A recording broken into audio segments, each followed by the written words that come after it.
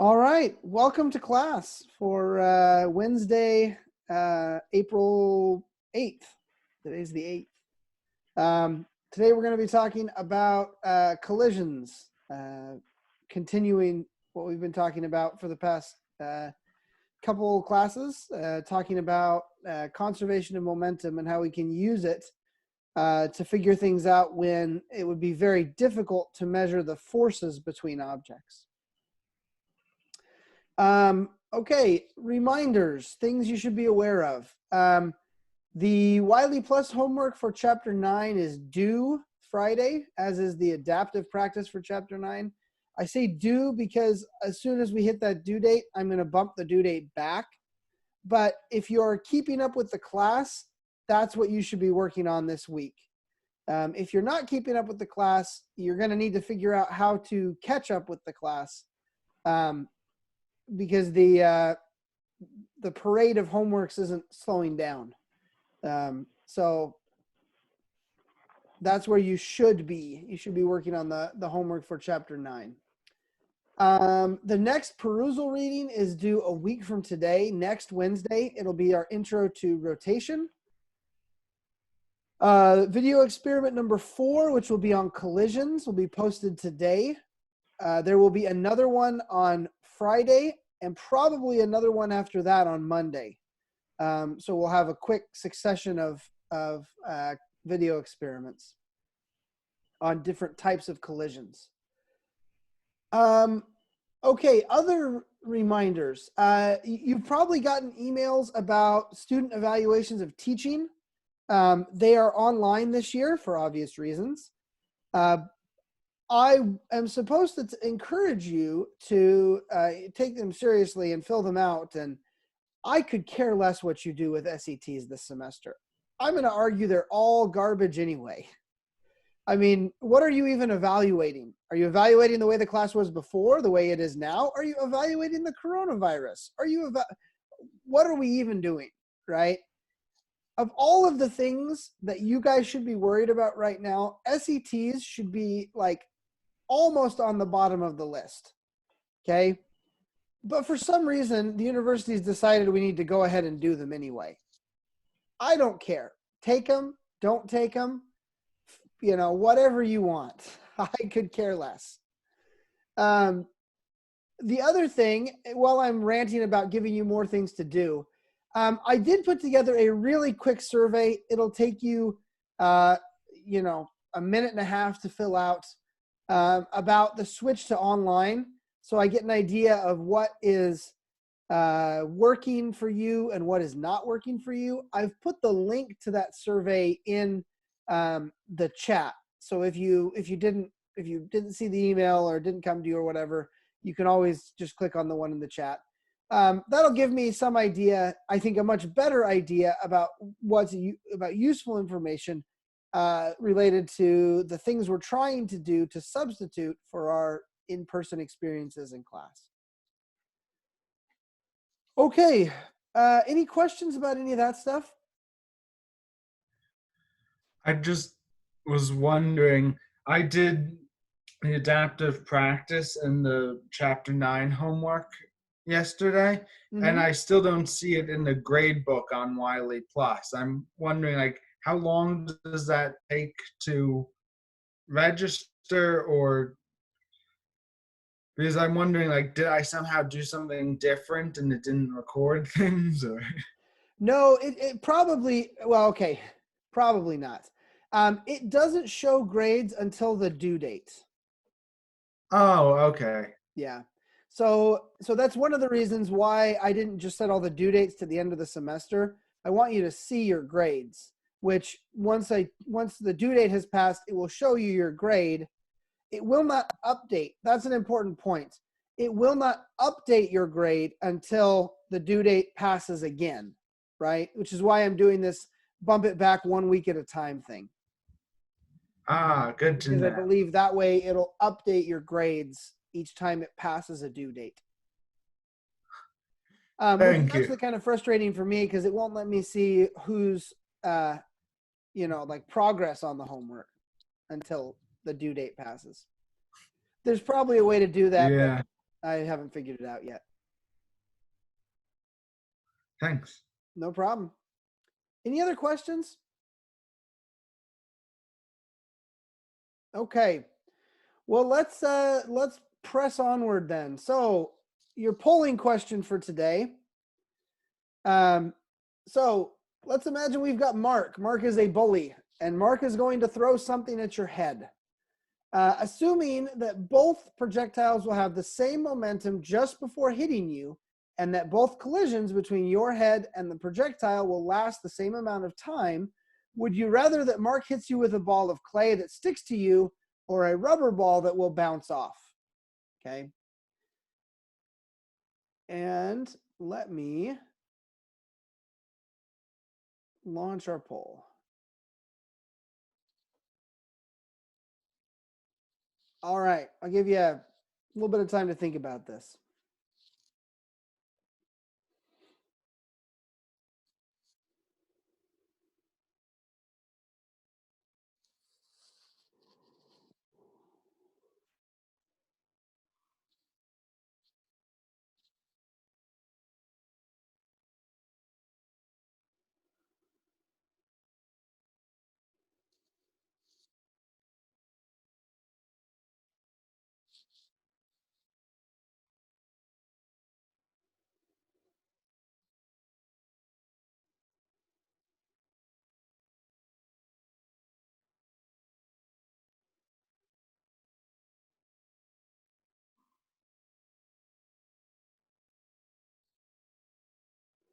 All right, I'll give you another 10 seconds.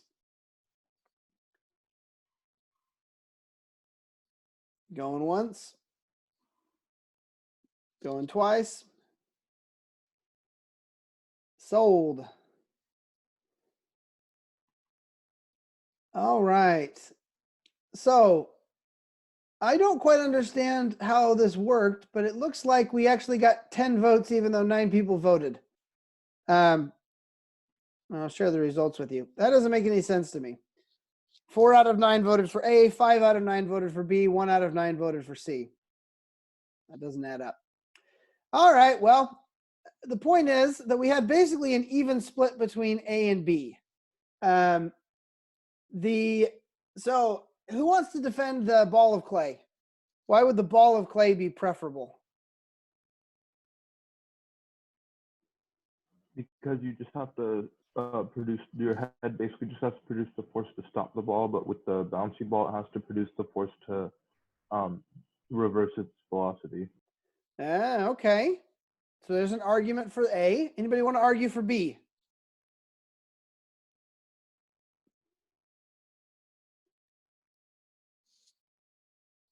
Was everybody convinced by Davy's argument? I'll take that as a yes, because it was a pretty good argument.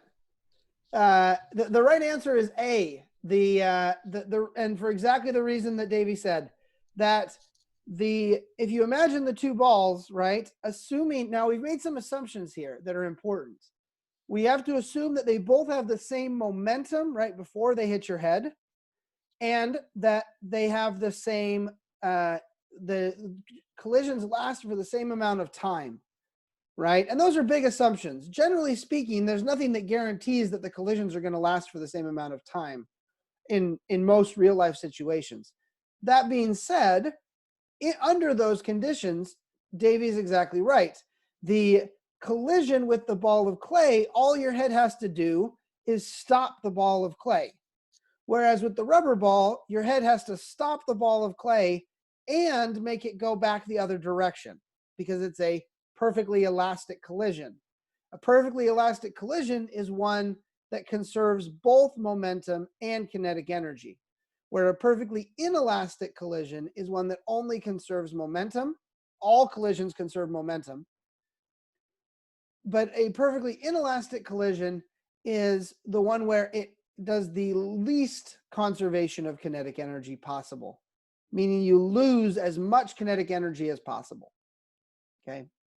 Okay, so let's go to the next one here. Let me stop this thing, and let me go ahead and relaunch the poll. All right. So same kind of question. You have two carts, a big cart with a mass of 10 m and a little cart with a mass of m. The big cart is initially moving at speed v when it hits the little cart, which is at rest. Is it possible for a collision to take place after which the big cart is not moving and the little cart is moving at speed 10v? Can you guys see the poll? No. No. No. All right, let's try that again. And relaunch. Yes. How about now? Yeah. Great.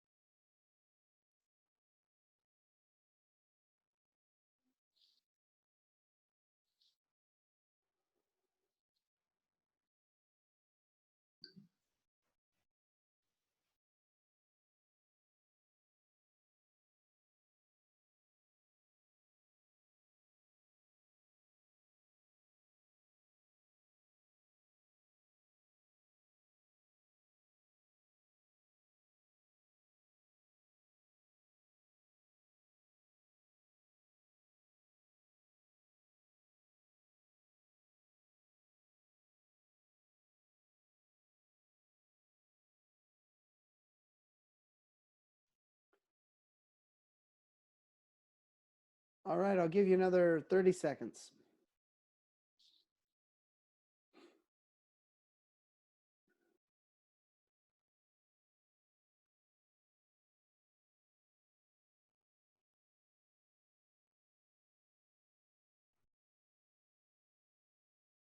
Okay, going once. Going twice. Sold. Okay, so the most popular answer here was B. So let's start with B. Okay, what does a perfectly inelastic collision mean?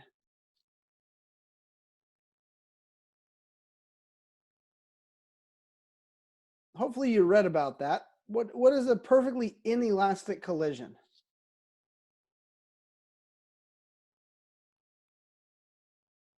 I think we lose kinetic energy, but momentum is conserved.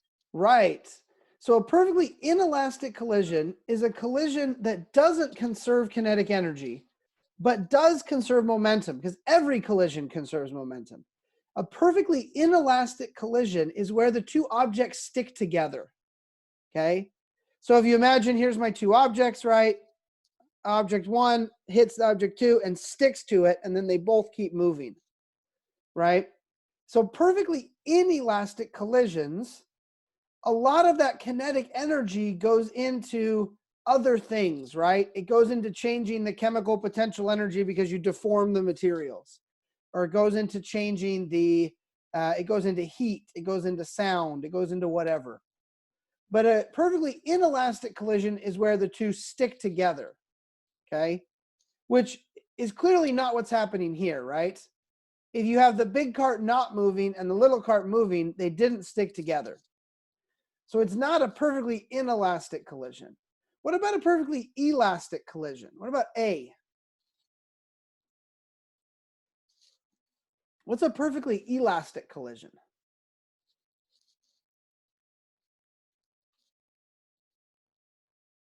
It's where no kinetic energy is lost. Right. So the kinetic energy is conserved here. A good way to think of a perfectly elastic collision is to think of like a bouncy ball, or actually a pool balls, billiard balls. Those are very close to perfectly elastic collisions. Not quite. You can tell they're not perfectly elastic because you hear them, right? And sound is a form of energy, but pretty close to perfectly elastic collisions. Okay.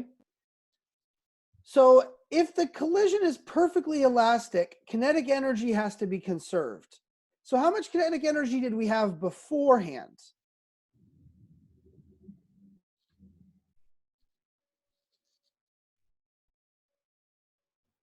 Ten MV. 10 mv squared. Well, 1/2 10 mv squared, right? That's how much kinetic energy we had before. Okay. So in the setup described where the big cart's not moving and the little cart's moving, how much kinetic energy do we have?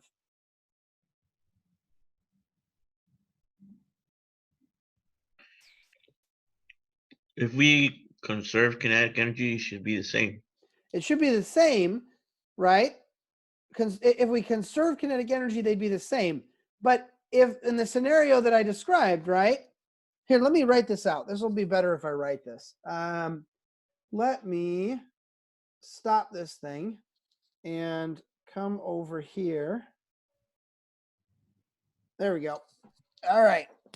So what I was saying here is that before the collision, right? Before the collision, we said that your kinetic energy was just 1/2 times 10 m, right? The mass of the big cart times v, the velocity of the big cart, okay? Or in other words, we'll call this initial, right? In other words, this would be 5 mv squared. Okay, what about after? Well, the scenario I described, the big cart's not moving, so it doesn't have any kinetic energy. The little cart is moving, so it's got 1/2, its mass is m, but it's got a velocity of 10 v, right? So how much kinetic energy does it have?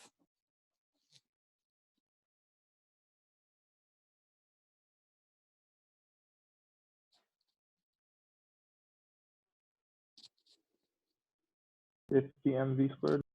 Yep, it has 50 mv squared, right? Because that squared hits the 10 too. So it's 100 times 1/2, which is 50. So what happened here? In the scenario I described, you got out 10 times more kinetic energy than you put in. Can you do that? No. Nope. No. So the correct answer here is D. No, that scenario is not possible because it would violate conservation of energy. Okay. Okay, so let's talk a little bit about types of collisions. Where'd my okay, so in your book, we talked about collisions, right? We have sort of our types of collisions here.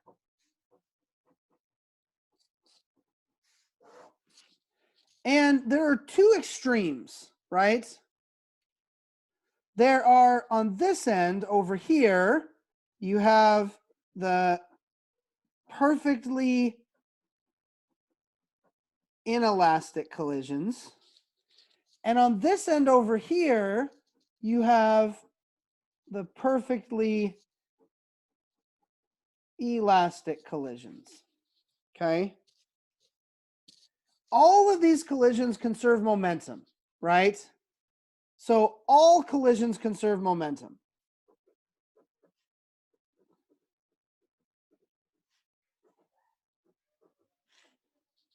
That's because momentum can't go anywhere. Momentum, unlike energy, momentum requires something to be moving. So as long as we didn't lose some stuff somewhere, right? Some part of the object flew off, something like that, it has to conserve momentum. In fact, there's a subatomic particle called a neutrino that was discovered using conservation of momentum. And it was about 30 years between when somebody said that because of conservation of momentum, the neutrino had to exist, and when somebody actually was able to measure it. But all collisions, all of these conserve momentum. But conserving momentum, but when a collision between two objects isn't enough to tell you what's going to happen, right? Because if I imagine my two objects, right? Here's my before Here's my after, right? Before, I've got two objects. They're going to run, one's going to run into the other, right? They have different masses. This one's got m1, this one's got m2, and this thing has some velocity, okay? Well, I could write the momentum. The momentum is just m1 times v. That's our momentum beforehand, okay? Now, after the collision, we could have a number of things happen, right? We could have the two balls stick together. We could have them bounce off of each other. We could have this one bump into this one and have them both be moving forward. So generally, let's say the masses don't change, but I'm going to have different velocities.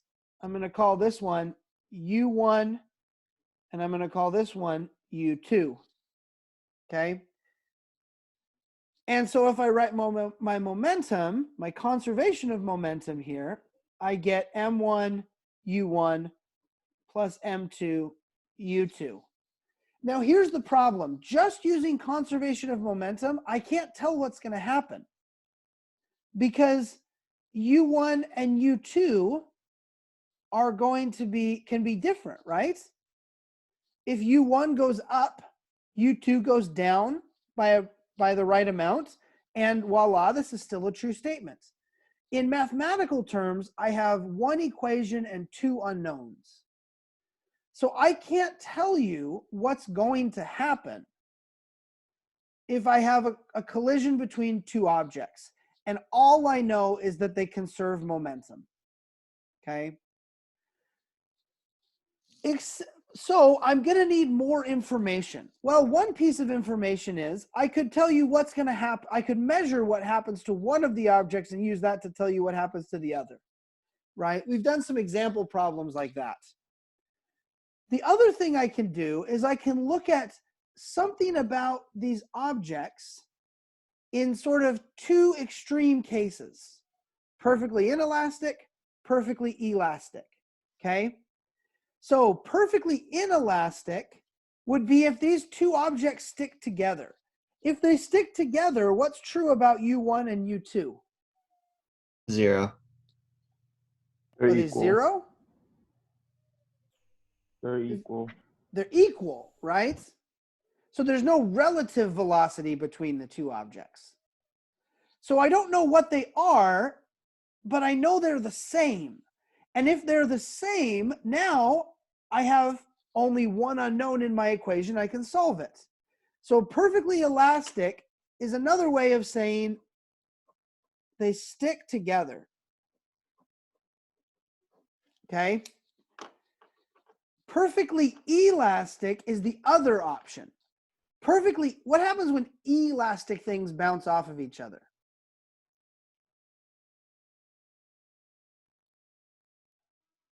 They go in opposite directions. Yeah, they bounce off, right?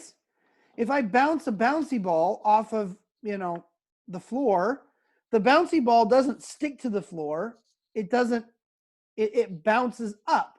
And if it's perfectly elastic, then it conserves kinetic energy because that's the best it could possibly do.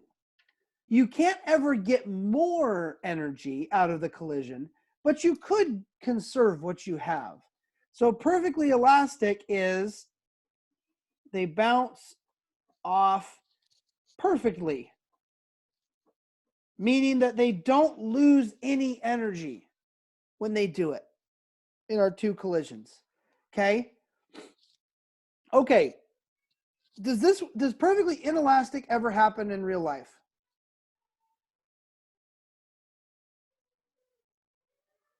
No. Really? Yeah. Well, if It you does. have sticky objects, right? Sure. All you have to do is get things to stick together. Actually, perfectly inelastic collisions happen all the time. Every time you've ever caught something thrown to you, that was a perfectly inelastic collision because it stuck to you, right? You caught it, you held it, you moved together after the collision. How about these guys? Perfectly elastic collisions. Do they ever happen? No. Not for what we would call macroscopic objects, right?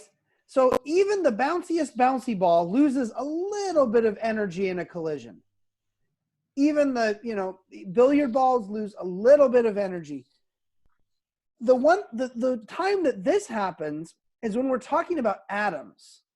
When we're talking about atoms and electrons and subatomic particles, those are almost always perfectly elastic collisions because there's nowhere for the energy to go.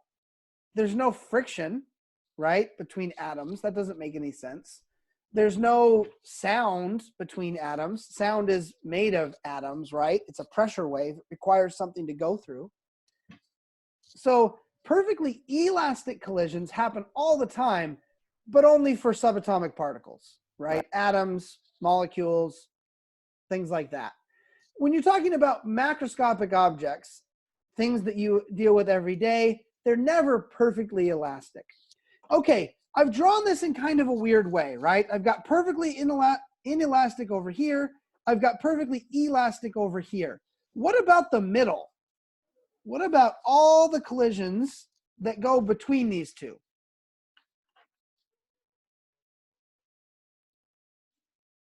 What are those? Maybe something that sticks together but then falls apart. Sticks together a little bit, right? It kind of conserves kinetic energy, right? But it loses some, so it doesn't quite do it, right? This is where almost every collision you will ever experience lives. It's somewhere between perfectly inelastic and perfectly elastic. But these guys are hard, okay? Everything between these two extremes is tricky.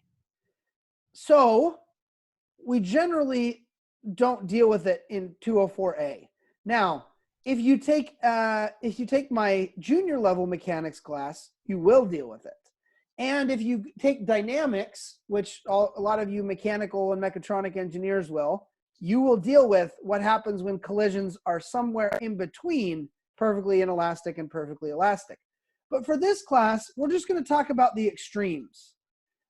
And these are useful because they often, even though, for example, collisions generally aren't perfectly elastic, this provides us with an sort of an extreme case, right? Like we just used in that last clicker question. That scenario couldn't happen because it would require a better than perfectly elastic collision, right? It would require a collision that where you gained kinetic energy. On the other hand, a perfectly inelastic collision where things stick together is, it turns out, the least kinetic energy you can conserve and still conserve momentum, right? So a perfectly inelastic collision loses the most kinetic energy possible. Okay, those give us good sort of brackets for most collisions which live between the two. So let's work this out. We've got our types of collisions here, right? Let's see, can you guys see any of that? Yeah, you can see that. So conservation of momentum gives us this statement, right? Let's start with perfectly inelastic because that's the easy one.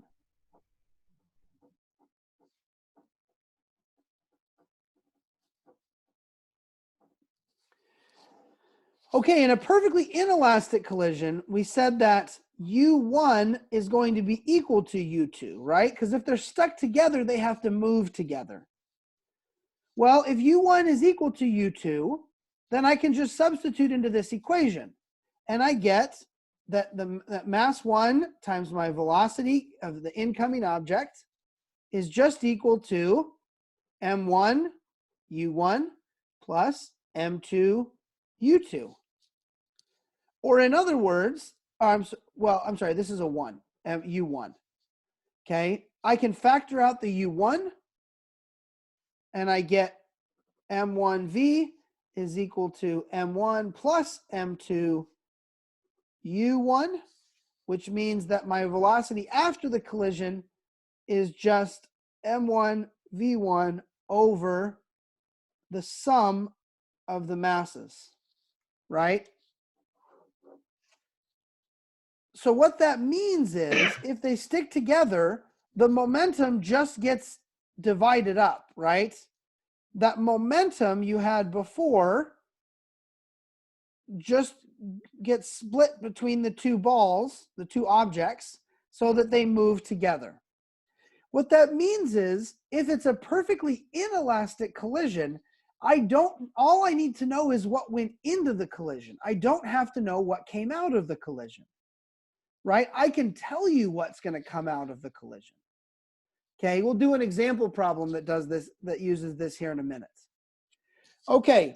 Can you repeat that second line, M1? So it's M1V Yeah, that one. equals M1U1 plus M2U1, right? Which is just taking this. Why is it not? I'm sorry, what was that? Why is it not the U2 or the other one? Because I used this equation, right? I said U1 and U2 are equal.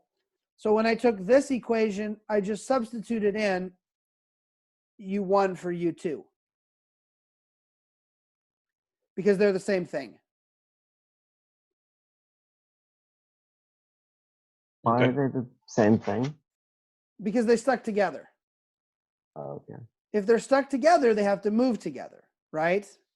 So this is true because this is just saying they move together, right?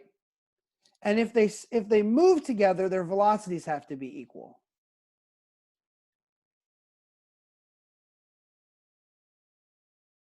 Okay, how are we feeling?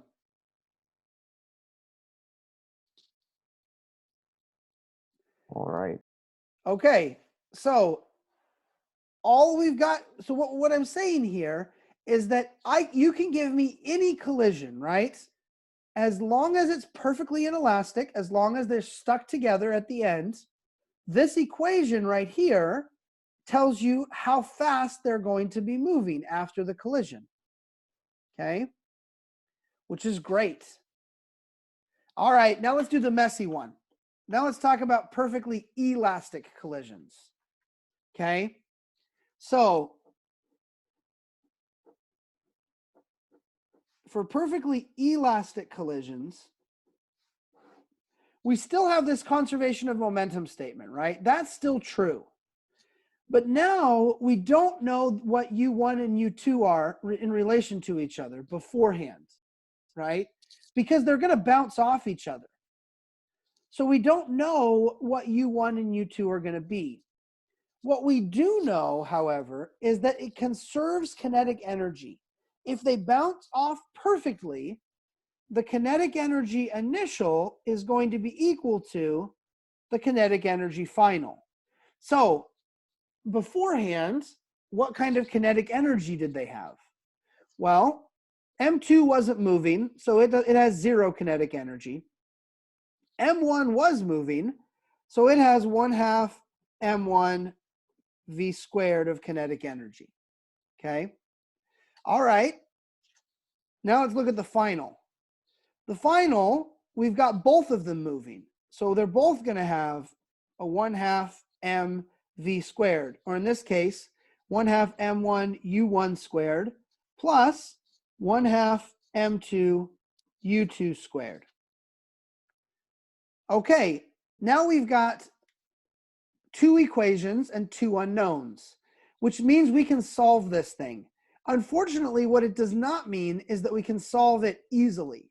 So it's going to be a little bit of algebra, and so you're just going to have to hang on for a minute, and we'll work our way through the algebra. I would encourage you to try this yourself at some point, okay? So we have 2 equations. Right here, we've got our conservation of momentum, and right here, we've got our conservation of energy. Now, let's use one of them to get rid of one of the unknowns in our equations. We know everything that happened before, and we know the masses, but we don't know U1 or U2. So let's use this equation to solve for one of the u's, and then we'll plug it into here. Alternatively, we could use this equation to solve for one of the u's and plug it into there. You guys have a preference? It's about the same either way.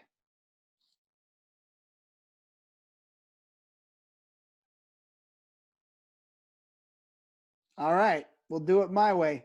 I'm going to solve the kinetic energy equation for U1, and then I'm going to plug that up here in for U1. Okay, so I need to solve this equation for U1. To do that, I'm going to move this term over to the left-hand side. So I'm going to have 1/2 m1 v squared minus 1/2 m2 u2 squared is equal to 1/2 m1 u1 squared.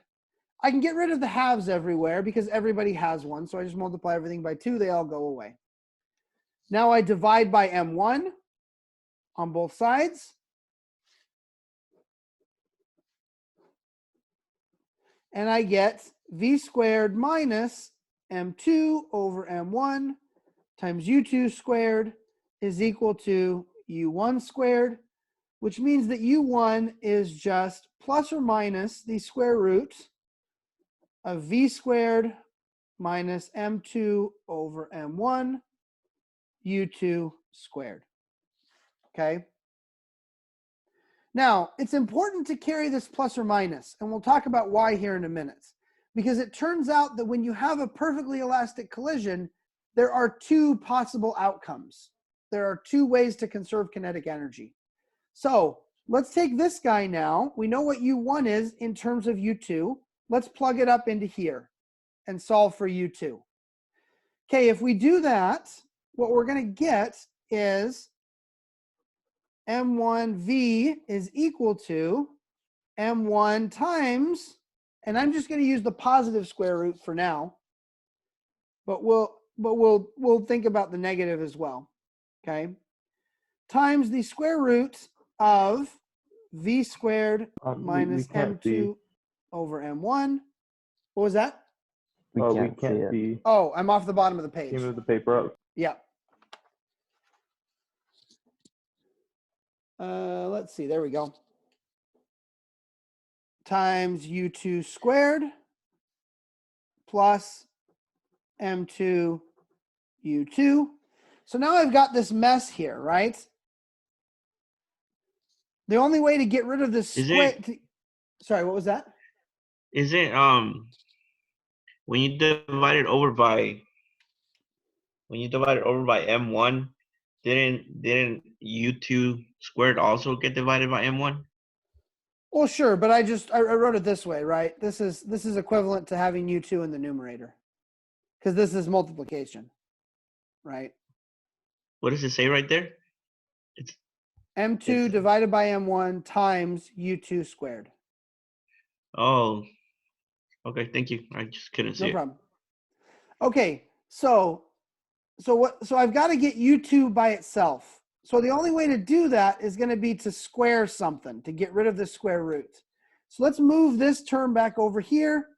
I'm going to get M1V minus M2 U2 equals M1 times the square root of V squared minus M2 over M1 U2 squared.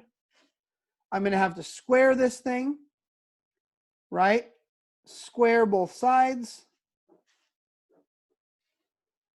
And when I do that, I'm going to end, now I've got to square this thing out. So I got to do that FOIL business, right? You remember that from algebra? I hope when I said FOIL, everybody had a flashback to 10th grade. So this is M1 squared V squared minus 2 M1 M2 V U2 plus M2 squared U2 squared is equal to M1 squared times V squared minus M2 over M1 times U2 squared. I told you this was going to be long. Okay. So now we just have to clean things up a little bit. And it turns out this is going to not be as gross as it looks because things are going to cancel. So what I've got is m1 squared v1 or v squared, there's no 1 there, minus 2m1 m2 v u2 plus m2 squared u2 squared equals, let's distribute this m1 squared v squared minus, okay, so the m1 squared comes in here. It's gonna, one of them is gonna cancel that m1. And so I'm gonna end up with m1 m2 u2 squared. Okay, now let's look at these terms. Well, this term and this term are the same. There's an m1 squared v squared on both sides. So they cancel out, okay? But unfortunately, nothing else does. So what I have here is a quadratic, but it's a nice quadratic. Let me rearrange it so it looks like a quadratic. I'm going to put the 0 over here. So I'm going to add this to both sides. And I'm v2.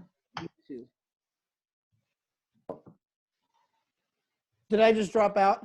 Yeah, we lost you for like 3 minutes or something. Of course you did. And I didn't even notice. Okay, where were we? What was the You were last thing you writing- guys saw? You were writing that first line up there on the second This page. first line? Yeah. Okay, let's do this then. I'm just going to chuck this piece of paper and we're just going to start from there again. All right? Okay, so what I'm doing here is I'm just gonna clean this thing up a little bit, right? I have this top line, when I squared this thing, and when I clean this thing up a little bit, here's what it's gonna look like. I'm gonna end up with m1 squared v squared minus 2m1 m2 v u2 plus m2 squared u2 squared is equal to m1 squared v squared. And when I multiply this m1 squared over here, one of those m1s is going to cancel this guy. And I'm going to get minus m1 m2 u2 squared. Okay, life is going to be a little easier because I've got, on both sides, I've got an m1 squared v squared term. So those can cancel out. And if I move this over, I can get this whole thing equal to 0. So let's do that. Okay. I'm going to end up with m2 u2 squared plus m1 m2 u2 squared minus 2. Why do we want it to equal 0? Yes, we do. Because I moved this term over, right? I moved this term over to here. Okay. And I've got that. Okay. So I just moved everything to one side. Here's why I want it to equal 0. Because if I do that, I'm going to see a couple of interesting things here. Okay. First of all, every term has at least one, oh, this should be squared. Every term has at least one m2. So I can cancel those out. I can divide both sides by m2, and I'll get rid of that squared, get rid of that m2, get rid of that m2. So that cleans things up a little bit, okay? The other thing I can realize here is what I've got is a quadratic. So let me write it like a quadratic. This is going to look like m2 plus m1 times u2 squared minus 2m1 v u2 equals 0. Okay, so this is a quadratic, right, in u2, which is what I want to solve for. And it's an easy quadratic. We don't have to use the quadratic formula. So one of the solutions is incredibly obvious. And it's obvious enough that most people don't see it. For this statement to be true, U2 could be 0, right? Because if U2 is 0, 0 squared is 0. This thing times 0 is 0, and that equals 0. So my one solution is U2 equals 0. Okay, let's go back to looking at our setup here, right? We had our two balls, they collided, and then afterwards they were moving. If the second ball was at rest before and at rest after, what happens? They're just so they're sticking together, right? They're not sticking together. Remember, Okay. this is perfectly elastic, so Right. they bounce off. So if it's at rest and it just bounced off and it didn't go anywhere. It didn't go anywhere. Yeah. It turns out what is mathematically happening is the two balls didn't collide. Right? Because we didn't actually tell the physics that the balls hit each other. All we said is that we had momentum conserved and energy conserved. Well, if they don't hit each other, that conserves momentum and energy, right? So it turns out one type of a perfectly elastic collision is no collision at all, right?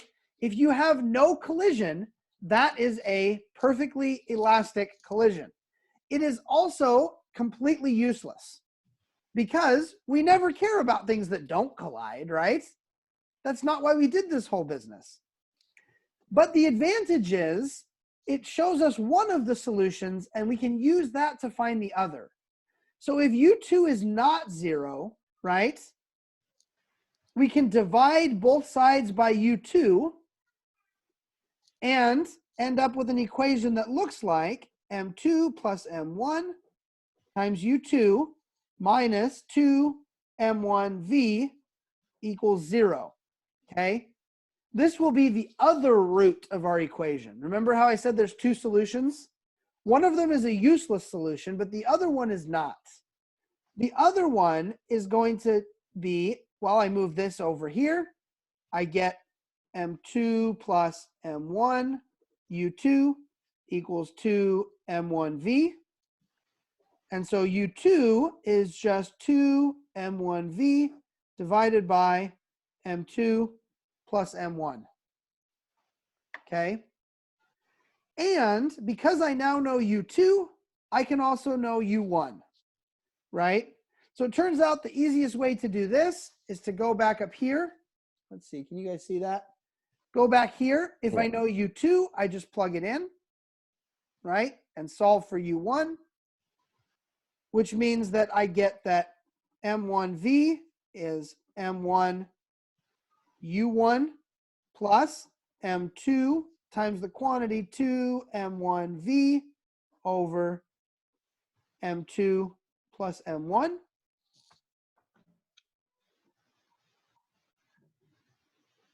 And if I Could you move the paper up a little? Side, what was that? Could you move the paper up a little? Yes, I can. If I subtract, let's see, is that, yeah, there we go. If I subtract this term to the other side, I get M1U1 is M1V minus 2M1 M2V over M2 plus M1. And every term here has an M1, so I can just divide them out. And I get all of this results in U1 being V minus 2M2V over M2 plus M1. All right. Was it what, 2 pages of algebra for that? But here's the cool thing. That works for any collision with this setup. Okay? 2 equations, 2 unknowns, I can solve them. It's a lot of algebra, but I can solve them. Okay? All right. So what does that mean? That means that if it's a perfectly elastic collision, all I have to know is what happened beforehand, right? I don't have to know what happened after anything about what happened afterwards. I can tell you what's going to happen afterwards, as long as it's a perfectly elastic collision. Okay? Now, how can I make this worse? What did I assume for my collision? How can I make it worse? Make them hit an angle. Now we got to do it in 2 dimensions, right? Because now we're going to have 2 conservation of momentum equations. All right, how else? How else can I make this worse? Put it in 3 dimensions. Okay, put it in 3 dimensions. That'd be even more fun. There's one other thing I could do to make this worse. Isn't quite as bad as going Could you to add like dimensions. a Sorry, what was factor? that? Could you add like a factor of wind or something? Well, I could, but generally speaking, collisions are so short that they dwarf the forces involved in collisions dwarf everything else. Generally speaking, right? That's not completely true. What if I made the second ball moving too? Right? I could do that. I could make it so the second ball was also moving. There's nothing magical that says only the first ball can be moving, right? You're actually going to do that for the video experiment the video experiment for today, and then there's going to be one for Friday as well. We're going to look at collisions between 2 carts we're going to look at one that's perfectly inelastic, and then on Friday we're going to look at one that's perfectly elastic. Now, if nothing else, over the past like 20 minutes where we've been slogging through this, you should have learned one thing. What kind of collision do you prefer? Inelastic. Yeah, the inelastic one, right? Because the inelastic one was that, right? It was like 4 lines. Okay. The elastic one, the elastic one was like all this and all that. So perfectly inelastic collisions are your friends. You should love them. You should appreciate them for their simplicity. Okay. Which is why I'm going to make you do the perfectly inelastic one first, and then we'll do the perfectly elastic one on Friday. Okay. All right. How are we feeling?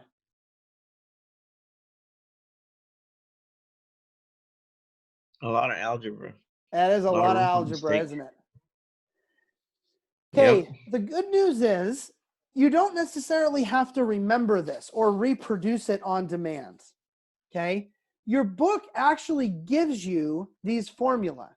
So if you go into your textbook and you look at the reading, it actually worked through the perfectly inelastic collision and the perfectly elastic collision and just spit out some formula at the end.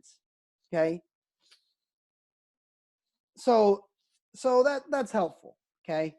That's one of those things that, one of the reasons I give you a formula sheet, because you could derive this from scratch, I'm sure, if I gave you enough time, but there's no reason to. You can just use the result. Okay. All right. So I don't want to do that one. I want to do this one. No, I don't want to do that one. That one's hard. I want to do this one. Okay. So you've got a bullet. We're going to fire a bullet into a block of gel sitting on a table. After striking the block of gel, the bullet gets stuck in the gel, and the bullet and the gel slide until they come to a stop 2.7 meters from where the collision happened. The bullet weighs 0.028 kilograms, and the block of gel weighs 1 kilogram. And the coefficient of friction between the block of gel and the table is 1.1.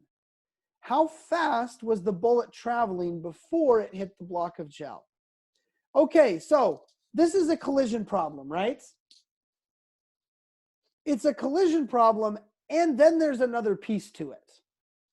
So we're going to have to think about this a little bit. But first of all, what kind of collision is this?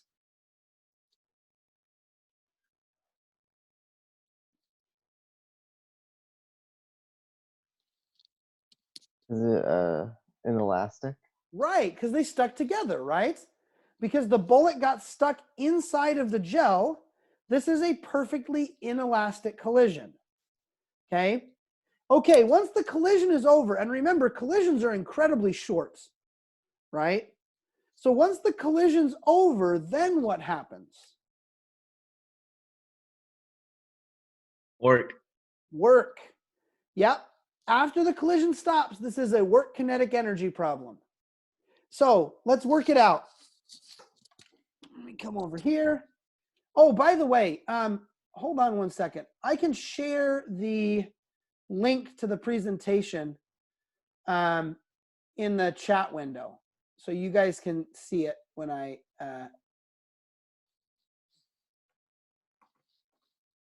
there you go. So that'll take you to the slides if you want to see it while we're working the problem. So let's come over here and we'll work this thing out. So I've got two pieces to this, right? So I'm going to draw a line down my paper. The first piece is an inelastic collision.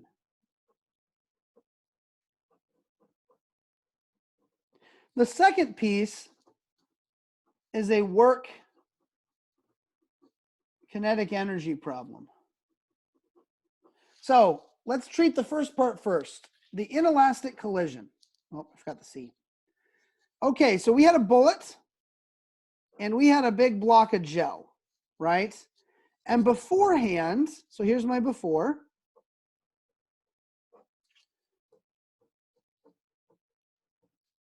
Beforehand, the bullet was moving, right? So the bullet had some velocity and the block did not. The gel had no velocity. Afterwards, the bullet is stuck inside of the gel and they together have some velocity of the gel, right?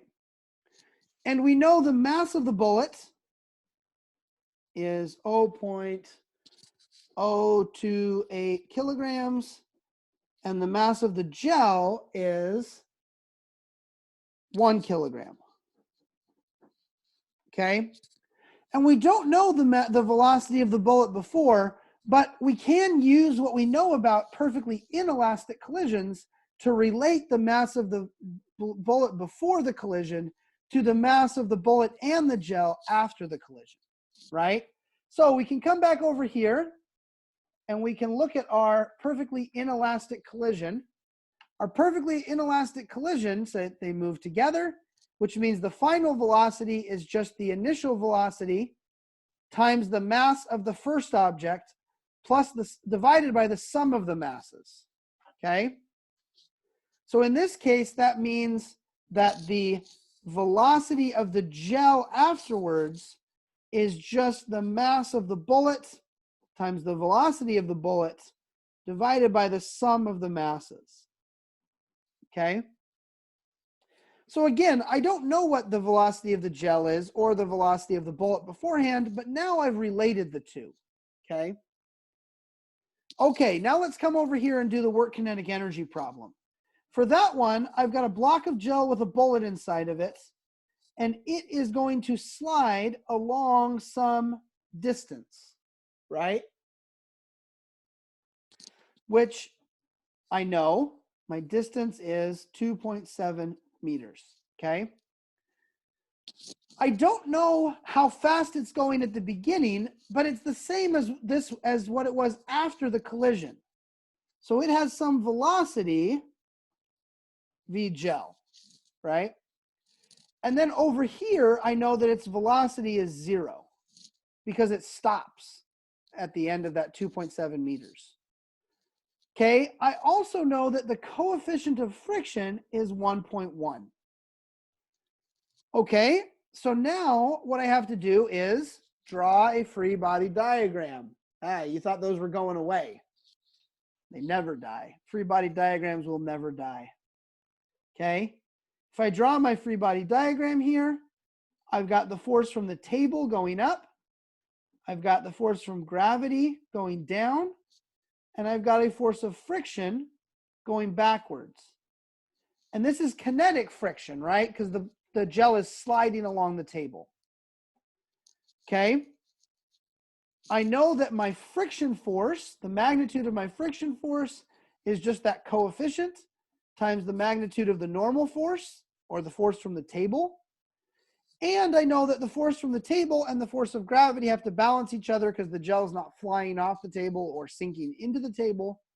So this is just mu times the combined masses, the mass of the gel plus the mass of the block, because we've got both now, or the bullet, times 9.8. Okay, there's my force. If I want to do work kinetic energy, I have to do my work is equal to my change in kinetic energy. So my work here is going to be negative because this force vector and the displacement vector are in opposite directions. So my work is going to be negative my force of friction times my distance, which is just negative mu sum of the masses times 9.8 times my distance. And my change in kinetic energy, right? My final kinetic energy is 0. My initial kinetic, so I'm going to have 0 minus my initial kinetic energy, which is 1/2 the combined masses, times my initial velocity squared. And if I set these two things equal to each other, I get an equation that looks like negative mu sum of the masses equals negative 1/2 sum of the masses times velocity squared. Now I can make my life easier because the masses are on both sides, so I can cancel them out. Now I know my velocity of the gel after the collision in terms of other things that I was given: the distance, 9.8, the coefficient of friction. So I get that my velocity of the gel was the square root of 2 mu g d. And now if I plug that back into here, I get that square root 2 mu g d equals mass of the bullet, v bullet, over the sum of the masses. I solve this thing for the velocity of the bullet, and I get that the velocity of the bullet before it hit the gel was the sum of the masses times the square root of 2 mu g d all over the mass of the bullet. Okay. How are we feeling?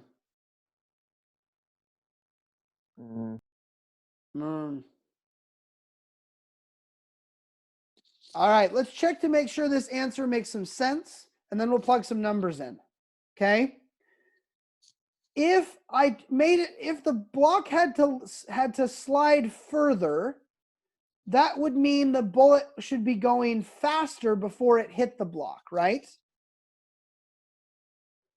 Because the faster the bullet was going before it hit the block, the faster it would have made the block go, which means the faster or the longer it would have taken the block to skid to a stop. And that works out because if I increase the distance, I increase the velocity of the bullet. Okay, what if the bullet had weighed more? What if I made the bullet weigh more? What should that do here? Okay, well, you might think that if the bullet weighed more, right, then it should give more velocity to the gel, which in fact is the case, right? If the bullet weighs more, that's going to make this thing bigger, but not by a lot because there is a mass of the bullet on the bottom, right? Which means that when I work this thing out, I'm going to end up with the velocity of the gel being bigger, meaning it's going to have to slide for a stop over a longer period of time.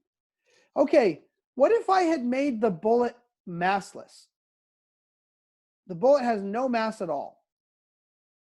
Okay? If the bullet has no mass, what happens to the gel? shouldn't move. Doesn't move, right? That makes sense because the mass of the bullet's 0 here. It's 0 there too, but this isn't 0. And so I just get 0 back out. Okay, what if I did the reverse here? What if I shot a really big bullet into a really little block of gel? Okay, what would the velocity of the gel be after the collision? Well, if I made the bullet's mass really big and the gel's mass really small, then the sum of the masses would basically just be the mass of the bullet. Okay? And the mass of the bullet's in the numerator too, so I'd end up with the gel moving at roughly the same speed the bullet was moving beforehand. Okay? This is a bug hitting your windshield. When a bug hits your windshield, the velocity of your windshield basically doesn't change. The velocity of the bug immediately becomes the same as the velocity of your windshield, right? So that works out. Okay, let's check one more thing. How about the units on this equation? This is kind of a weird equation, right? This guy. What are the units on this thing? Well, in the numerator, I've got mass plus mass is mass, right? That makes sense. So that's mass divided by mass. So that cancels out. So all I've got is the stuff here in the square root, which came from over here. So what are the units on mu?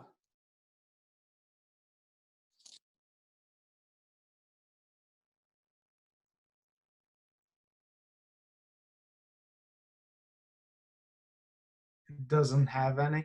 Right, doesn't have any units because all it is a constant of proportionality between the force of friction and the normal force. Okay, what about G?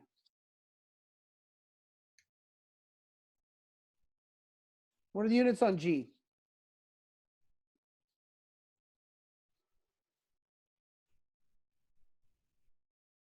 Oh, come on, you guys know this. What are the units on G? 9.8 Meters per second squared. meters per second squared. Distance is in units of meters. So this whole thing inside the square root has units of meters squared per second squared. Take the square root of that, I get meters per second. All right. Okay, let's put in some actual numbers here. Okay. So let me do this on a new page. What we figured out here, let's see. There you go. What we figured out here was that the velocity of the bullet was equal to the sum of the masses, right? The sum of the masses is 1.028 kilograms, right?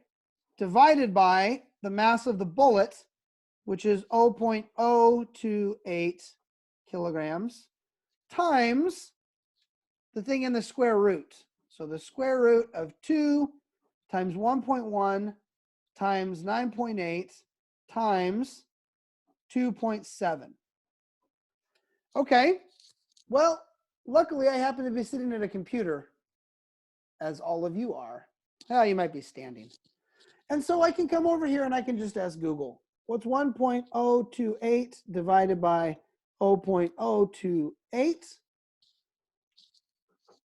So the first term comes out to be 36.7 times the square root of 2 times 1.1 times 9.8 times 2.7. And I get inside the square root 58.2. So now I just got to do 36.7 times the square root of 58.2. And the velocity of my bullet comes out to be 280 meters per second. Which, if you know anything about bullets, that's actually a very slow bullet. Okay, so let's take a look back at this, because this is the kind of problem that, remember, physics professors like me love, because this problem required you to synthesize two concepts. it required you to take this piece and think of it as an inelastic collision, and this piece as a work kinetic energy problem, and then connect the two in order to solve the thing. Okay?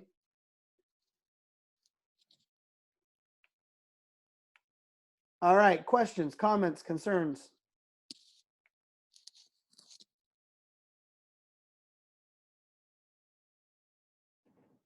Okay. I think we'll save the perfectly elastic collision question for next time, and we'll call that a day today. How do we feel about that? Sounds good. Everybody completely fried? Yeah. All right.